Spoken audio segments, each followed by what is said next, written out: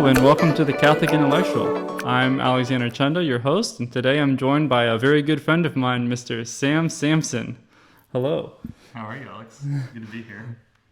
We're going to dub this Coffee Chats with Chunda. Yeah. We got a cup of coffee here, and today we're going to be talking a little bit about Sam's thesis on conservatism, or what you dub in conservatism as the politics of natural law. Now, I know conservatism is a loaded term, but here today, I mean, this is a religious show. We're going to be talking mainly about the role of religion in society. So maybe you can summarize a little bit of your thoughts. Yeah, so I guess for people who haven't heard, in the general Austin Catholic social circles, I'm doing a senior honors thesis at the University of Texas. And the topic is conservatism, the politics of the natural law. And basically what I'm working through is this idea of conservatism as derived through the intellectual traditions of Thomas Aquinas, and then into more secular leaders like Edmund Burke and Russell Kirk. And kind of trying to parse out what exactly it means to be conservative.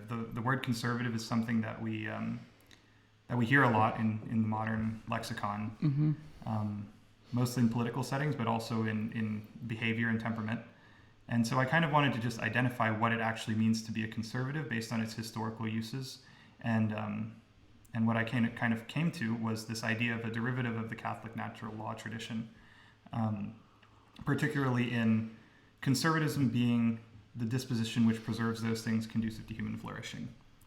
And as a Catholic myself, I think it would be hard to parse the concept of human flourishing from the ultimate thing that gives us flourishing, the ultimate thing that gives us perfect joy and goodness, which is God himself. And so that's kind of that was my starting point with the whole thing. And we can go from there. Yeah. So I think for most people, the term conservative is really hard to pull out from sort of the political landscape of today. And so that becomes a loaded term for a lot of people in a lot of different ways. But is there any way in which that term you think can apply to people that, also maybe think on the left that they're concerned about social issues and social justice, and what sort of like conservatism has to say as sort of like a political philosophy versus something that's more in the realm of what we think of generally in sort of like left and right, politically, Republicans and Democrats? Yeah, I think you're already starting to hit on what I think is the core of what I'm trying to get at in this thesis, which is conservatism not as an ideology but as a temperament. And Russell Kirk talks about this in The Conservative Mind and the Politics of Prudence, and it's a idea that has kind of been promulgated over time throughout conservative circles.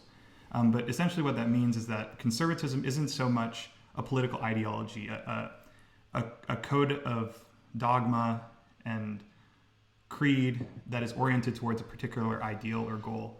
So an example of an ideology that I could think of, you see this rampantly on what we would consider the political left, where there's an end, let's say racial equality. And so everything, there is created a code and a system by which we act and believe, which is oriented towards this ideal of racial equality, whatever end that might be. Contrarily, the conservative, properly understood, is a temperament, meaning that it doesn't have a code, but rather it is more of a way that one might live their life. The analogy that I kind of use, and it's not perfect, is kind of thinking about the rule of Saint Benedict. And so it's not so much you do this thing every day in this place, but you look at the situation, the culture, the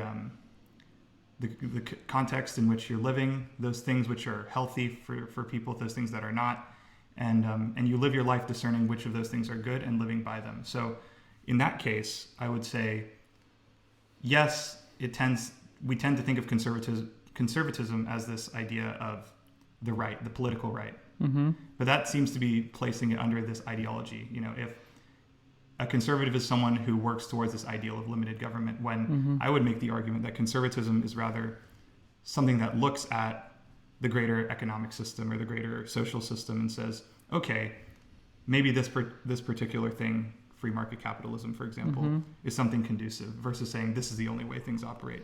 So in that sense, perhaps someone who we would consider as politically left of center could be called conservative. I wouldn't go so far as to say that, because there are manifestations of that. And so, it's not like this just gives you free reign to do whatever you want. These things are grounded in truth, and these things that we do are grounded in objective, value. And so I would say, with reason, that it tends to be that those people who subscribe to things right of center versus left of center tend to subscribe, whether knowingly or unknowingly, to things that are more conducive to human flourishing than people on the left. But is it possible for someone on the left to look at something and say, I've used my reason to deduce that this thing is good, and it truly is, and so I'm going to put it into practice? I guess, yeah, you could call them a conservative in that sense. Right. Specifically, I was also thinking about sort of like a conservative versus a libertarian, right? Like a conservative believes that the government has this role in helping to advance the common good and to advance human flourishing. And so in a certain situation that might involve government intervention in such a way that a conservative would actually agree with someone from the left in terms of sort of potentially, using government as a tool to advance human flourishing. Yeah, that is a good point. I think that when people think of conservative today, they think about this kind of overarching descriptor of, that's become popular over the Bush years and through Reagan and in the modern day, of limited government, laissez-faire economics, social conservatism, which is very ambiguous, and you get into some danger there when you just call it social conservatism, because that means a lot of different things to different people. But yeah, I guess it's not necessarily that. Okay. It can be, but yeah. Well, let's go ahead and bring this to religion. So what exactly does your idea of conservatism have to do with religion and religiously minded people? So, based on the definition that I'm giving, right? Conservatism is the disposition to live one's life to preserve those things conducive to human flourishing. Well, that opens up a can of worms. Sorry, what does that mean? There are a lot of things. Sure, someone who argues for abortion, for example, could say, well, abortion is something that's good for the flourishing of the mother because they don't have to take on these burdens and whatnot. So, does that definition even mean anything? And that objector is correct until you recognize that there is an objective kind of moral code, a transcendent moral code that is known by all, that is practiced by all, even if imperfectly, or ignored. I should say it could be ignored too. And something that transcends temporal order, something that is oriented towards a greater end, and there being an end to which one lives their life. St. Thomas Aquinas talks about the idea of teleology, of the argument of design, that we all have a telos, we all have an end to which we strive. And the conservative looks at that and says, okay, we do have an end, and that this end is good for us. And there are certain things based on our nature and our design that allow us to best achieve that end. And we are going to try to preserve those things and live them out in our lives. And so that's where you start getting into religion. And I would even go so far as to say that it's very difficult to discern and enact those conditions and those institutions which are healthy for man without understanding his ultimate end. And therefore, religion and the concept of religion and God himself are essential to the conservative disposition, because without that, you just get into a relativized, what's good for me, So it provides the moral framework in which we think about what constitutes human flourishing for a society. Which brings me to one thing you mentioned in your thesis, which is Tocqueville's idea of sort of how essential religious institutions are to the flourishing of America. Given the fact that, we have this tremendous amount of agency and responsibility for our self-governance, that we need these institutions which help to sort of form the moral framework of the country. And specifically, guide the conversation here towards a topic that I'm particularly interested in, which is the ways in which government becomes almost kind of a pseudo-religion in the absence of a religious framework. Because for the religious person, government and the political sphere is a place where you act out this sort of moral battle between good and evil, right? But that line ultimately goes down to every human person.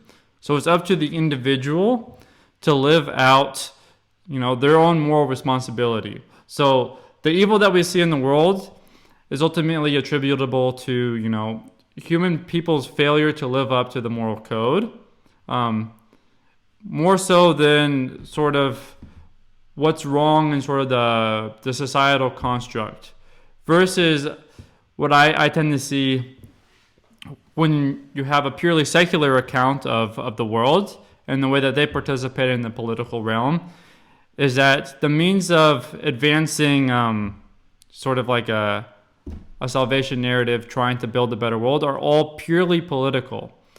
And so the political life takes on this sort of pseudo-religious context to it. Mm-hmm. Yeah, I think there are 2 points there that you bring up that are really good. The first one is that secularism kind of has usurped conventional religion, or what we would think of as conventional religion, as the religion itself, the thing to which everyone orients their lives, the thing that dictates culture and kind of sets standards for culture. And I think that this is true because man is just a naturally religious creature. The natural law tradition states that we always are constantly seeking those things which are good and true and beautiful. And the only way that those things are perfectly realized is God himself. But when we take God out of the picture, we still have that yearning, but we've removed the solution. We've removed the answer. And so we're still searching for something that is no longer there, that we've rejected. And so we grab onto partial goods and partial truths and partial beauties that we use to try to make up for this loss because we still desire it so strongly. And that's where you get this idea of secular religion. And people will say, oh, secular religion, and that's a crazy concept. No one actually does that.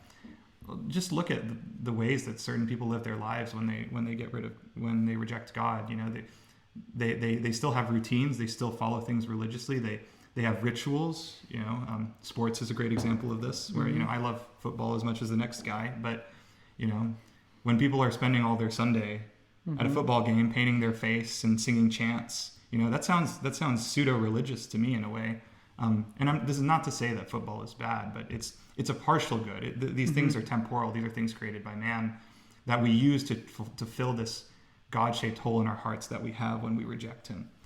And so that's where you get secular religion. The other point that you brought up right at the end, which I think is really interesting, is how through secular religion or secularization of our culture, you now have religion, or what can be more easily recognized as religion, downstream of politics.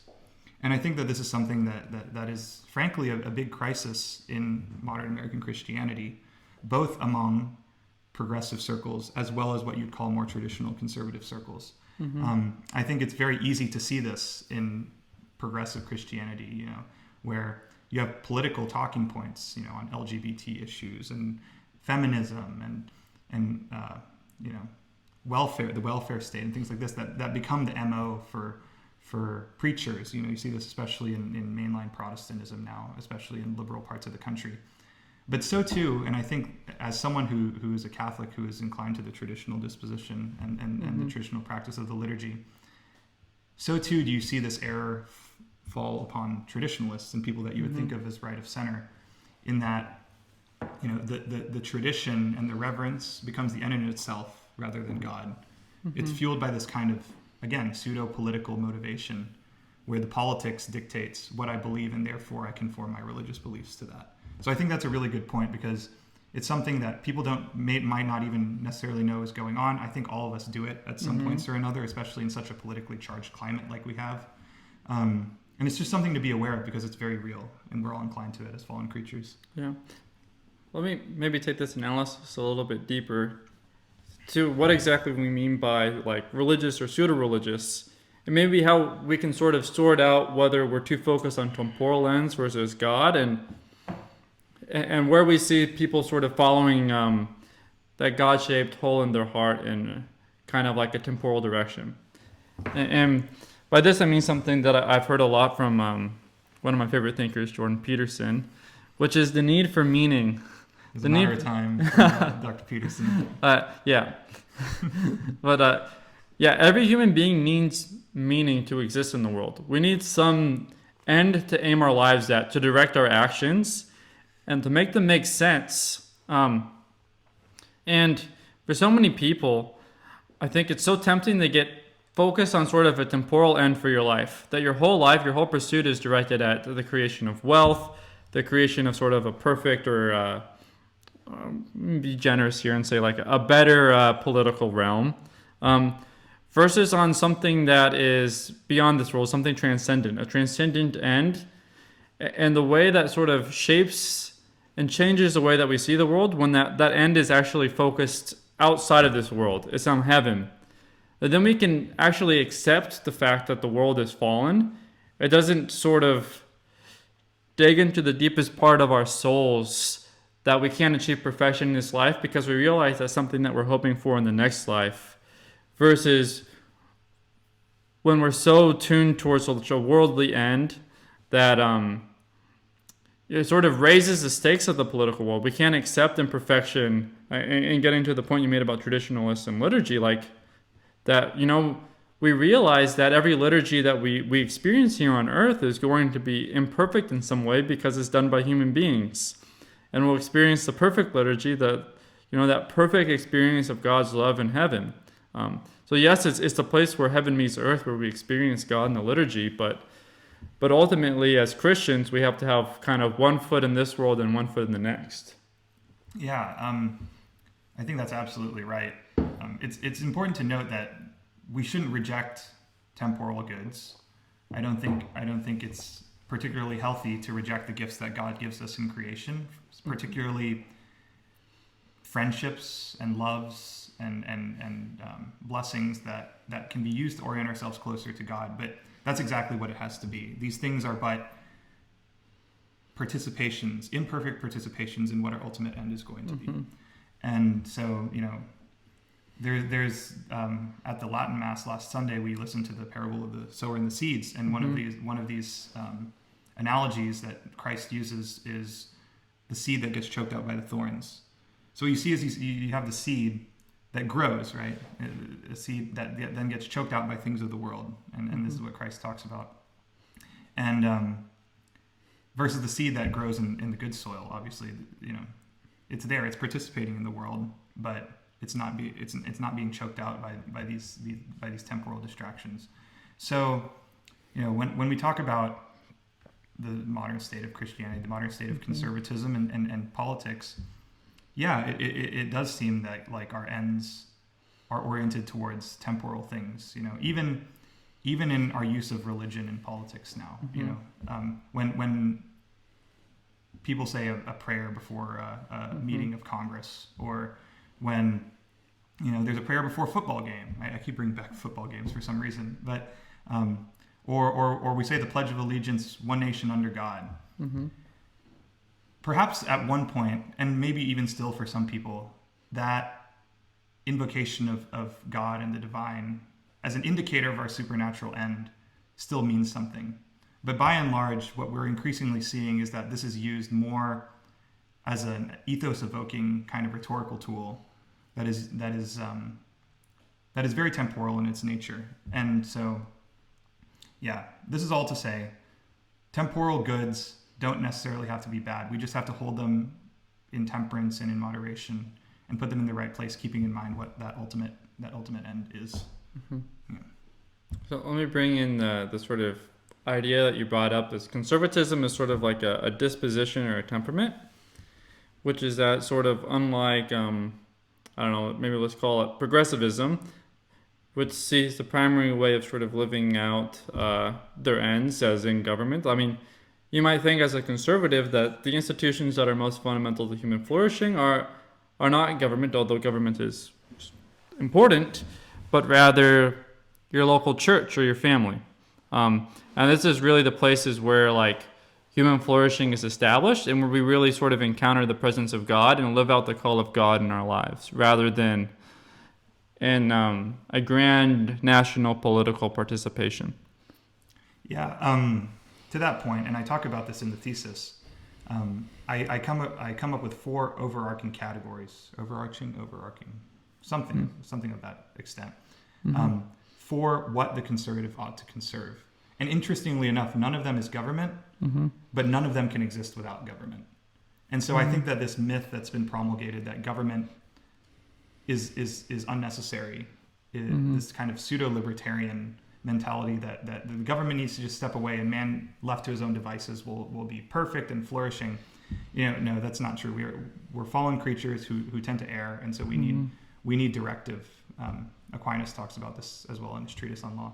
But these 4 institutions I go through are the church, primarily, the head from which all things cascade, the family, the base unit of society, the community, particularly the mediating institution, the place where the man can emerge from the family and participate in the world around him voluntarily and share in community and build up shared life in friendship, as Aristotle would call it, with others. And then an economy of place. And so the economy of place is different because while the 3 other institutions tend to be natural institutions, the economy is what I like to call the engine, which allows for these things to kind of continue their existence and grow and flourish. It kind of gives them the platform. And all of these things require government, in the very least, to preserve them and allow them to flourish, to allow them to grow in their natural course.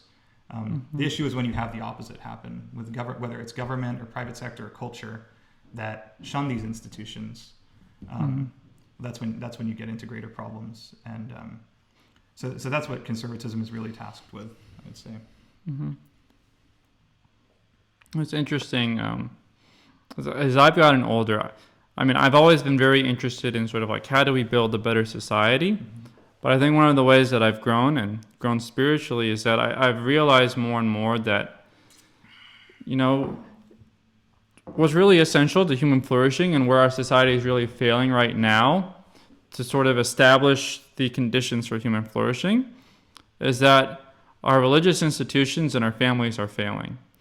And we keep trying to solve all the problems we see in society through our government. And government has a role to play in that, but primarily if we want to sort of fix the ills that we see around us, I think we need to be focusing more time and energy into our churches and into our families and figuring out how to build both of those institutions into a stronger and healthier version of themselves. Yeah, well, that's exactly right. The church, or rather religion, is the linchpin without which the other institutions can't function.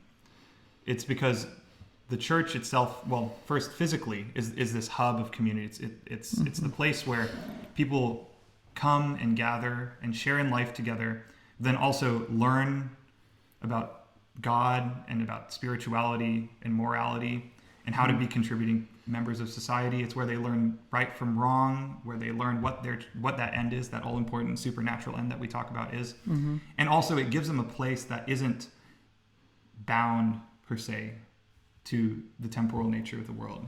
Mm-hmm. It gives them a very direct connection to that supernatural end. And it also gives them a proper kind of framework for how to live one's life moving forward. So how that looks with the family is, churches are where, marriages, at least in the Catholic tradition, will happen through churches. It's a sacrament, a pact between man and woman in front of God, never to be broken. And that seed of marriage is where the family then emerges from. But if you don't have religion, what do you have? Well, I guess in the case of marriage, you have civil marriage, where there's no permanence, there's no lifelong commitment. Divorce is, a potential derivative, or even might be encouraged in some circumstances. And so you don't have the church there, and so the family just it's in a very tenuous place. Mm-hmm. So the church is necessary both in a very temporal sense as this hub of formation and growth, but also as the thing that doesn't decay or doesn't die away. In my thesis, I talk about this concept that Edmund Burke, who's one of the founders of or framers and philosophers of Western conservative thought, talks about, which is the contract between the living and the deceased. Mm-hmm. The idea that man does not only work and build for the people around him, which he ought to do, but he also builds on the back of the people who came before him, and he builds for the people afterwards. And it's very difficult to kind of conceptualize this if you think in a very individualistic, temporal way. But the church is brilliant in that it gives you that end. And it gives you something, I'm not just attending church, to make myself feel good right now. I'm making myself attend church because God is calling me to, and because this is what I'm supposed to do with my life. To know him and to love him and to grow in a relationship with him. So too with the family. I'm not just marrying this person so that I can, have sex with them, or so that I can have companionship, or I can, have fun, or what have you. I'm doing this because this is a way that I can help someone else become a saint, achieve their supernatural end, and also raise children in a healthy way that makes that glorifies God and benefits society. And so, yeah, religion is really it. And you see that when religion fails, all of these other things start falling one by one, and it makes sense because religion and the church in particular is where all of that starts. So, in your sort of like ideal America, what would the church and the family look like?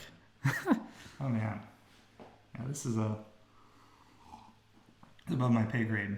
But also, I don't know. As a conservative, I'm someone who believes that there are universal first principles, but then that the details and the minutiae can be variable based on time and place. This is not to say that there isn't a more definitive solution. So the best answer I can give to that is looking at my own church communities. I've been very blessed to have grown up, and especially as an undergraduate in college, found really, really beautiful church communities with flourishing families. And there are a few examples of that I can bring up. Of course, I can use the example of my home parish here in Austin, Texas, the cathedral downtown, and our Latin Mass community there. I came to that community as a lapsed Catholic, as someone who went to church out of obligation, but didn't really, care for it any more than any other extracurricular that I was doing. And so there I was. One of my friends invited me to go to this Mass, and it was beautiful. Obviously, you had the beauty and the reverence of the traditional liturgy. But then what really struck me after that, and I was already blown away by that, was afterwards you would go into the Bishop's Hall after Mass, pre-COVID times when people still got together, and there would be a potluck, and you would see hundreds of people bringing food together, sharing a meal, catching up, children running around everywhere, knocking over plates, sometimes parents chasing them, people laughing, and people working together towards something really beautiful and good. And, that was something as someone who grew up in a more minimalist Catholic, from a minimalist Catholic background, that was all new to me. And I was like, wow, I didn't know that such a dynamic was possible at church. I always thought church was a place where you would go and sit and you wouldn't talk to anybody. You would sit there and you'd go and you'd hear the priest, you'd receive communion, and then you'd pray for 2 minutes and then you'd leave. And I think that's actually on the higher end of church participation. Most people, I talk about this in the thesis too, have interiorized religion. Some people, particularly on the left, have just flat out rejected. This makes sense for people who follow the philosophies of Marx and Lenin, but so too with people on the right, and just with the modern state of religion in America in general, it's become this deeply individualistic personal thing, where community is an afterthought or an accident, and at the very least is not essential to whatever you're trying to get out of religion. What that does, that makes religion very difficult. Why follow something that requires my sacrifice and my investment if there's really nothing fulfilling that I'm getting out of it? And I think that's what we see, this concept of the priesthood of all believers, the concept of spiritual but not religious, that is all too common, especially among younger generations. That's really what it is. It's this radical interiorization of religion, becomes subjective to my own feelings and my own preferences, and completely devoid of any sort of community or relationship. Both with the people around me in that community, but also, with the supernatural ends and communion in heaven. And so that's there's many answers to this. I'm sure that many people who are probably listening to this are going to have their own experiences where they've experienced community and families which are so essential to that dynamic, building up new generations. But yeah, it needs to look like that. There's no way that you're going to be able to have a flourishing church community or a church that does what it's supposed to do, devoid of that community and devoid of that friendship that you share with others. And so that's probably the biggest thing. We need to get away from this this idea of individualistic religion. Yeah, I think that's definitely something that's become a danger religiously today. Especially as Catholics, we know that our faith has to be actively lived out, in the body of Christ and this family of God. And I think that experience of true community is so essential to that. And it's something in which we really find the presence of God, because God wants to call us into, his own life and his own love with each other. I think I had a similar experience to you and what you found at the cathedral here at the Schoenstatt Shrine. And that, Sunday Mass for us here is like a whole day affair. They come early to help set up. We set up Mass in front of the shrine. It was beautiful, the beautiful view. We're all contributing and giving something to the community there. We all have sort of like a purpose, a responsibility. Of course, we have Mass, beautiful liturgy, not quite as traditional as yours. It's okay. We'll get there. But then afterwards, we hang out for hours and you see kids running around, families. You have, from toddlers and young babies that have just been born from some of the new families, the college kids, all the way up to, what people kind of traditionally think of as sort of like the churchgoers, as sort of like the old people. But you got all of that together in one community. We all have brunch together and eat afterwards. And so you have this really genuine experience of community. And I really think that's so essential to what God intended us to be and how he intended us to follow his call, to live out our Christian life, is that, love can't be this overly abstract thing. It has to be incarnated in the experience of family.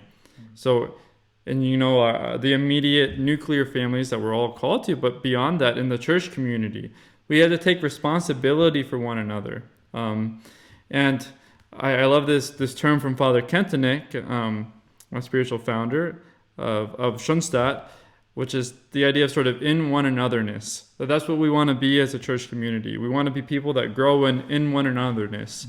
And we get this sort of image from Christ and the Blessed Mother, that they have this deep in one anotherness of love with each other. I think that, that's beautiful, and it's so essential. I was going to make one point on, where this kind of manifests, this necessary community manifests both privately and then also publicly.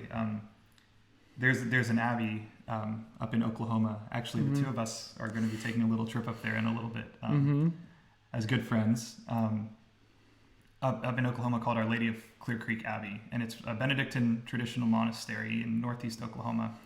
And what you see is this perfect manifestation of the private community kind of spilling out into something more public, where you started out with a small group of Benedictine monks that moved back to the United States from France. And they obviously live in community with each other, and they pray the hours together, and they say Mass together twice a day, and they work together, or at Labora. And it's this beautiful community. But what you saw as this little monastic community, these monks out in rural Oklahoma grew, is lay people started coming and moving themselves around the abbey, because they saw the attraction of the monks' very private cloistered community, and pretty soon they kind of established their own little Catholic community of lay people and families, and so there are these other little private communities. But then on Sundays and during the week, all the monks and the lay people and the families and the little town that's kind of built up around this abbey all comes together to celebrate Mass.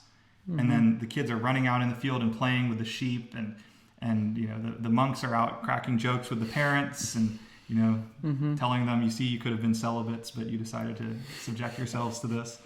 But it just explodes out into this very public demonstration of love and beauty, and people are just naturally attracted to that, because it gives them something to look forward to. It gives them something that makes sense, and they say, "Wow, this is beautiful and this is good," and because it orients towards God ultimately. And we talk about God being love, but I think for so many people, that idea of God being love is just an abstract concept.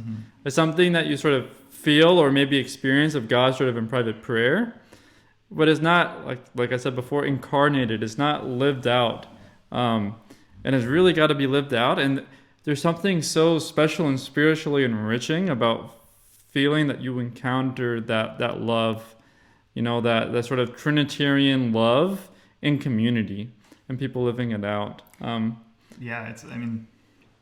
The man himself, St. Thomas Aquinas, says, right, love is to will the good of the other. We always hear this in Thomistic circles, and that means will is an action. It's not just something that resides in your mind. It's a mandate to go and to do.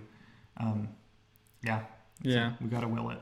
Well, so it's very easy to think you're a saint when you're just kind of sitting by yourself in prayer, versus when you're actively trying to love your family.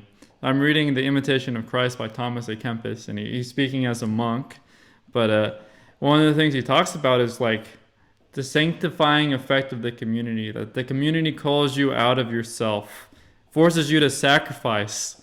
And that sacrifice is essential to love, I think, Yeah, absolutely. There's a line from Dostoevsky, I think, right? It says, I'm gonna butcher the quote, but paraphrasing it goes like, "Love without suffering is not love at all," something like that. And that just absolutely devastated me. But I think it's true.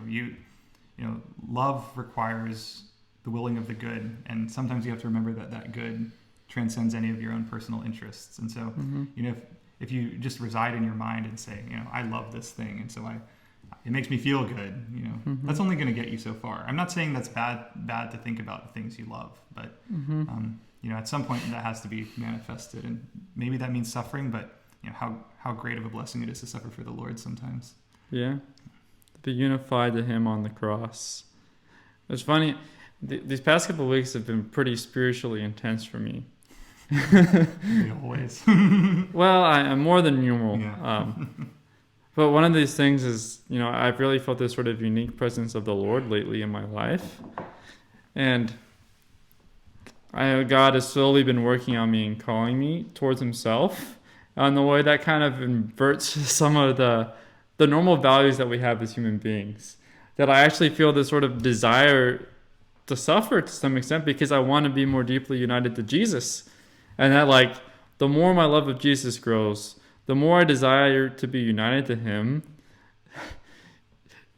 Something that sort of it's like it inverts the sort of worldly value structure, because in a worldly perspective, right, suffering is a thing to be avoided at all costs. Pleasure is the ultimate good, suffering is the ultimate evil. But, the love of Jesus Christ kind of inverts that in a sense in which, love becomes His ultimate good.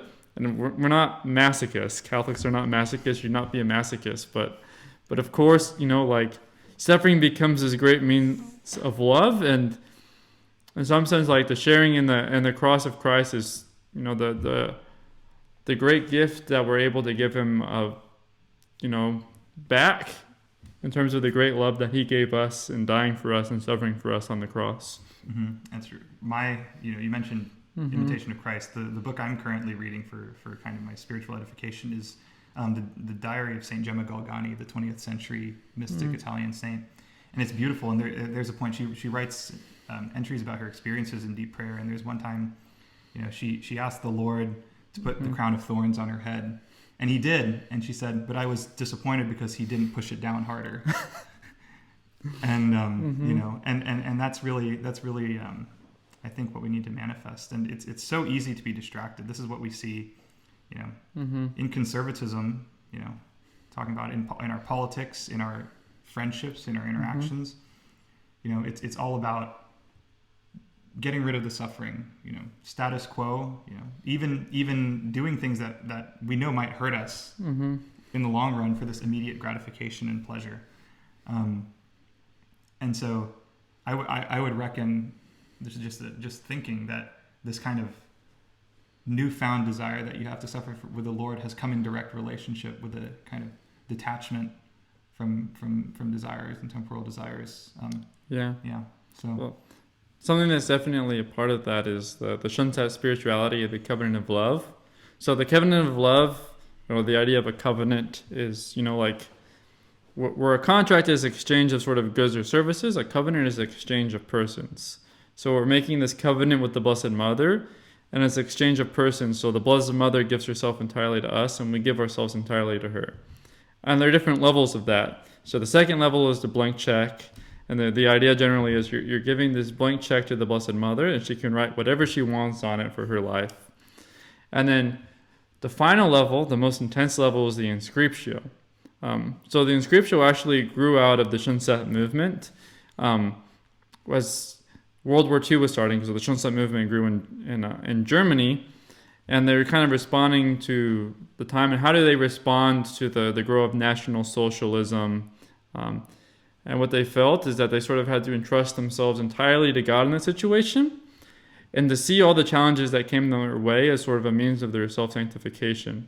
And the founder actually, and many of them ended up in the concentration camps, and some of them were martyred at that time. But so the inscriptional level dedication is sort of going off of the idea that Aristotle had and Aquinas picks up on, that sometimes to aim at the mean of virtue, we have to kind of overshoot the mark to end up in the middle. So the idea is that we would actually ask God, if it be His will, that we would experience suffering for the means of our sanctification, which I don't think I'm at that level yet at all, but it's something that I continue to pray with and to wonder sort of like, what would it actually mean to desire sanctity enough, to desire to love the Lord enough, that I would sort of with joy willingly like accept whatever suffering He brings into my life, if it means that I grow closer to Him, if it means that I grow holier.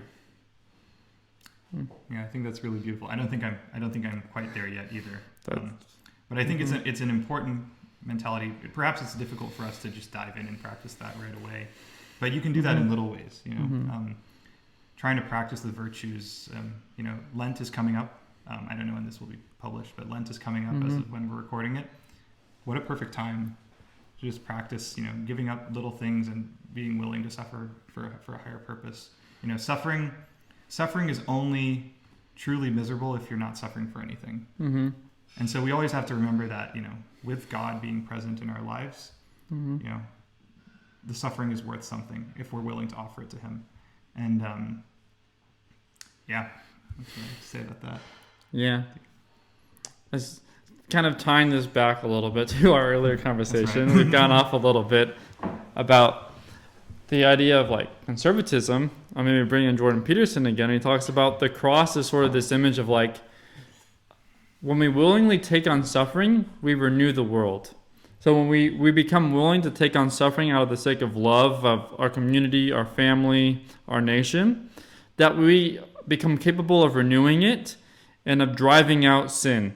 So I think, if we talk about renewing our nation, renewing our church, renewing our families, we have to take on that spirit of living in the cross of Christ to be able to renew these institutions. That, we maybe take on more responsibility than we have before. We give more to our families to build a better future for all of us. Yeah, that brings up a point. I was having a conversation with Dr. Mark Rigneris. He's a professor of sociology over at the University of Texas. He's one of my readers on my thesis. And I was talking to him early this week, and he said, one thing I wish I could tell conservatives right now is that it's not about you. True conservatism means you accept that it's not about you. And unfortunately, we live in a world where everything is about me. Whether that be, my pleasures and the things I want to pursue for my sake and not for the sake of others, whether that's my, romantic relationships, my friendships, my religion, I pursue it for myself. My family is just something that I take from. It's not something of which I'm a member, which I give to. My community is something that I take from, and we see this mentality, very pervasive on the progressive left, because that's what they say. It's about the individual. It's about raising everyone up to this utopian level of exaltation in a way, which is all about the self. It's abortion. It's about my body, my choice. Right? It's my rights, my my liberty. And so it makes sense when we see it on the left, but really this is a cultural issue further upstream, and it's something that conservatives also participate in, or what we see in modern conservatism. My career is about me. That's one that you hear a lot from people on the right. That my career is about me. My wealth is about me. My goal in life is to raise myself to this exalted state. Ayn Rand, who is unfortunately very, very, very pervasive as an inspiration for conservatives these days. Yeah, exactly. Talks about this idea. She says, in order to say I love you, you need to first say the word I. And then in her concluding words in her book Anthem, she talks about this glorious word, ego, the thing to which we should orient our lives. And so this idea of me and the self and the glorification of the self is just as pervasive now on the political right and in modern conservatism that as it is very clearly so on the political left. And yet conservatives need to realize that human flourishing isn't flourishing of self. That's part of it in a sense, but that's never going to be able to actualize unless there's flourishing of others and the giving of oneself to others. The family doesn't function if you're serving yourself. The church doesn't function if you're serving yourself and yourself alone. The community doesn't function if you're serving yourself and yourself alone. And so it's not about you, I guess, if there's any conservatives listening. I think there's something in there which is like the flourishing of the individual doesn't ever happen separately from community. But I think in this conversation about sort of like the church and the beautiful experiences that we've had of community in our church communities, we get an idea of what we're really aimed at when it comes to conservatism, or what we really mean, which is like preserving those institutions.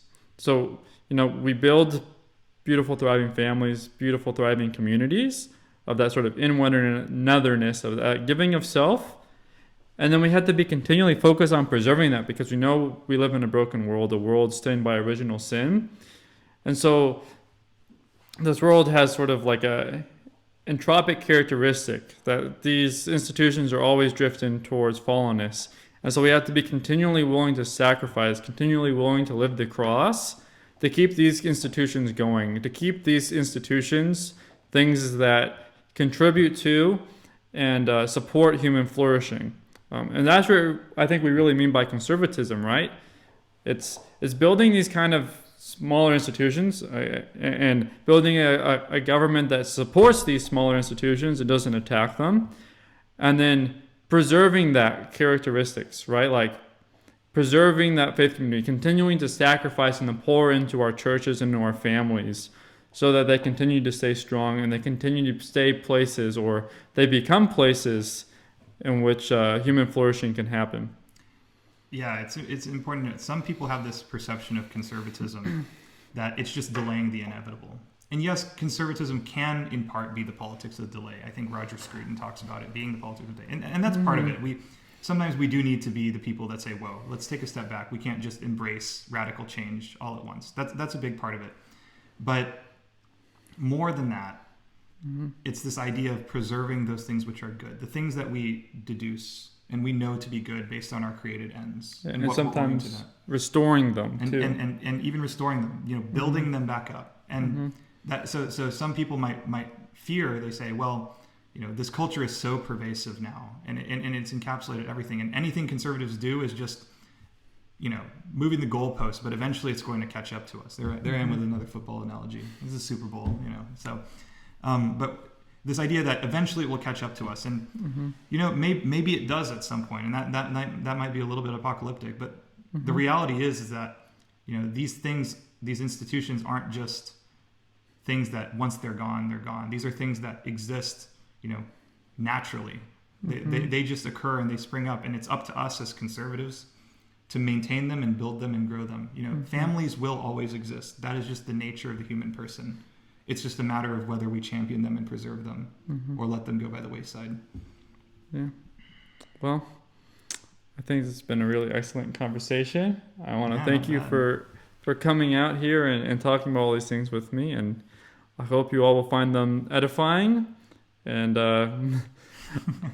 I do actually hope that you will let us know if you maybe disagreed with something, or let us know what you thought was helpful.